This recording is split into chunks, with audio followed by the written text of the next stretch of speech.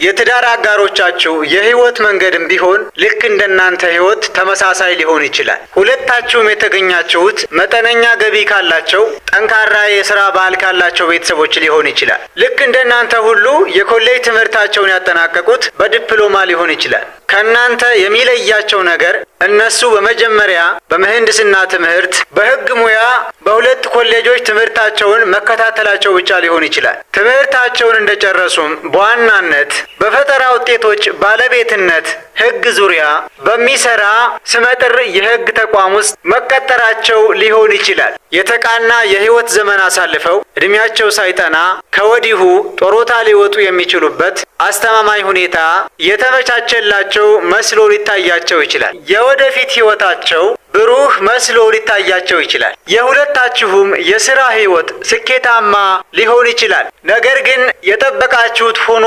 ላታገኙት ትችላላችሁ። ለበርካታ ጊዜያት ስራችሁን ለዋውጣችሁ ሊሆንም ይችላል። ይህንን ስታደርጉም ታዲያ ምንጊዜም በቂ ምክንያቶች ሊኖሯችሁ ይችላል። ከሥራ ዓለም በጡረታ ስትገለሉ ልታደርጉ ስለምትችሉት የበለጠ ተጠቃሚ የሚያደርጋችሁን ነገር ምንም እቅድ ላይኖራችሁ ይችላል። የጡረታ ተቀማጫችሁም እያደገ የሚገኘው በግል አስተዋጽኦቻችሁ ብቻ ሊሆን ይችላል። ነገር ግን ጥሩ የተባለ ትምህርትን ተምሮ ውጤትን ማሳመር ብቻውን የስኬትን አስተማማኝነት ያረጋግጣል ወይ?